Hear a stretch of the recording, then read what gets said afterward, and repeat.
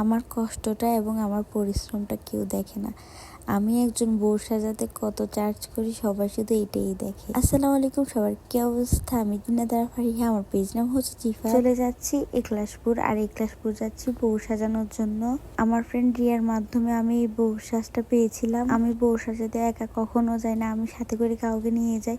এবারও সুমাইয়াকে নিয়ে যাচ্ছিলাম, আর যাওয়ার সাথে সাথে আমাদের জন্য তেহেরি চলে আসে। তেহেরি তো সবসময় অনেক বেশি মজার হয়। আর এটা দেখুন, এত ভালো লাগছে এই জিনিসটা। আই লাভ ইউ কমলা সুন্দরী, এই লেখাটা আমার অনেক বেশি ভালো লাগছে। আর এই হচ্ছে আমাদের কিউট বউটা, মাশাআল্লাহ। আপু এত ভালো আর এত মিশুকি। আপু হচ্ছে আমার ফ্রেন্ডের চাচাতো বোন নাকি জ্যাঠাতো বোন, আমি ভুলে গেছি। একজন বউকে ফুল কমপ্লিট সাজাতে প্রায় 3-3.5 ঘন্টা লাগে। যেহেতু আমার কোনো হেল্পিং হ্যান্ড নাই, সেহেতু আমার অনেকক্ষণ সময় লাগবে, এটাই স্বাভাবিক। আমি একদিনে একজন বউকে সাজাই। আপনারা চাইলে আপনাদের বিশেষ দিনের জন্য আমার কাছে বুকিং দিতে পারেন, আর বুকিং সব সময় 1 সপ্তাহ আগে দিবেন। কারণ আমি হচ্ছে উড়নচণ্ডী, আমি আজকে এইখানে কালকে ওইখানে এইভাবে শুধু ঘোরাঘুরির উপর থাকি। আর ওইখানে যাওয়ার পরে আমার একদম লাগে না যে আমি ওনাদের ফ্যামিলির বাইরের মানুষ। এত ভালোভাবে এত আদর করে আমাকে আপ্যায়ন করছে, আমি কি বলবো, আমি সত্যি কৃতজ্ঞ। আপুর গুণের শেষ নেই, মাশাআল্লাহ। আপু এত ভালো। আপু অজু করে বসছে যেন উনি নামাজটা কাজা না করতে হয়। উনি নামাজ পড়ে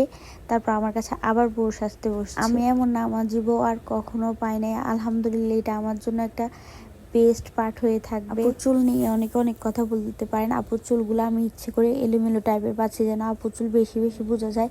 আসলে আপুর মা আমি আমাকে বলছে যেন এইভাবে বেঁধে দিই। মাশাআল্লাহ, আপুর ফেসের সাথে এই হেয়ার স্টাইলটাই অনেক ভালো মানাইছে। আমি ক্যামেরার অ্যাঙ্গেল সুন্দর করে ধরতে পারি না, যার কারণে এমন লাগতেছে। আপুকে মাশাআল্লাহ অনেক সুন্দর লাগছে, সবাই বলছে যে আপুকে অনেক সুন্দর লাগছে।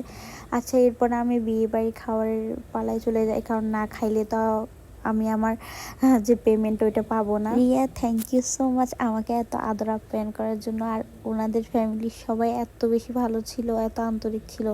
আমি আপুর জন্য অনেক অনেক দোয়া করি যেন আপু সারা জীবন অনেক বেশি সুখে থাকে।